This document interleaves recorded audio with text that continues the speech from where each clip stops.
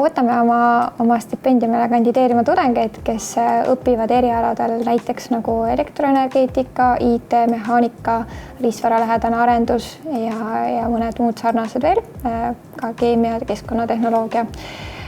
Just võib-olla põhjusel, et meile üldiselt meeldib anda stipendiumeid tudengitele, keda meil on võimalus kohe ka oma protsessidesse kaasata.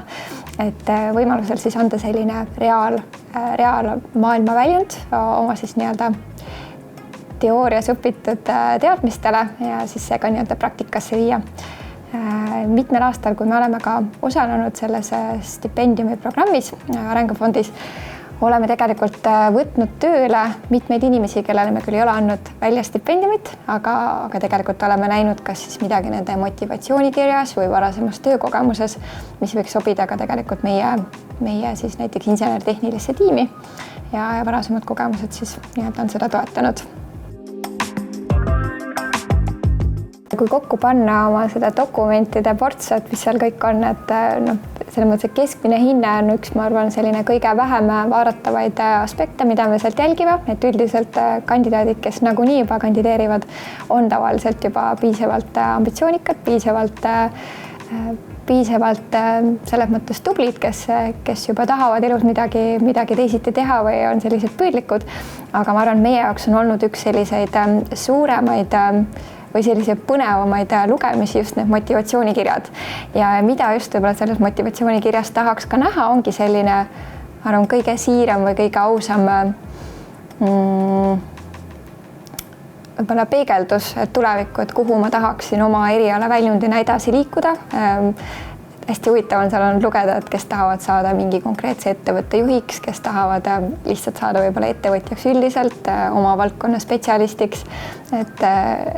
Et jah, ma arvan sellist hästi siiralt läbimõeldud plaane, kuhu tahaks liikuda ja kuidas nende tänane eriala valik seda nii-öelda, näiteks nemad 10 aasta pärast, kuidas see seda nii-öelda toetab. Soovitan tudengitel ikkagi kandideerida just võib-olla sellel põhjusel, et saada selline esmane kogemus just ka kandideerimisel, et just kui oled ülikooli läinud, siis ilmselgelt töökogemust veel väga palju ei ole ja samamoodi ka sellist kandideerimist või sellise valikuprotsessis osalemist.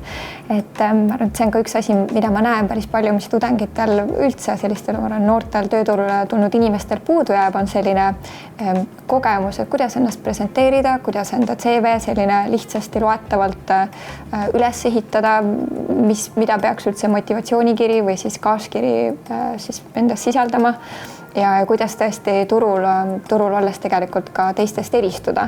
Et isegi, kui sa ei saa seda stipendiumi, kui sind ei võeta tööle, et siis selles mõttes ikka see võimaluse ennast ja võib-olla selles mõttes tõesti presenteerida või oma nii-öelda oskusi, kogemusi väljendada ja üldse selline eneseväljendusoskus, mis siis tegelikult läbi sellega areneb. Üks hea näide võib-olla ka, et meil eelmisel kevadel kandideeris üks noormees ka siis stipendiumi programmis. Me ei andnud talle stipendiumit, me võtnud teda tol hetkel tööle, aga ometi tänaseks ta töötab meie juures. Me võtsime ta kuskil suvel, võtsime tööle, et lihtsalt oli meil kuskil seal võrgustikus. Me otsisime just sel hetkel siis noore mehaanika inseneri ja lihtsalt kuidagi tuli meelde ja sobis tegelikult väga hästi meile.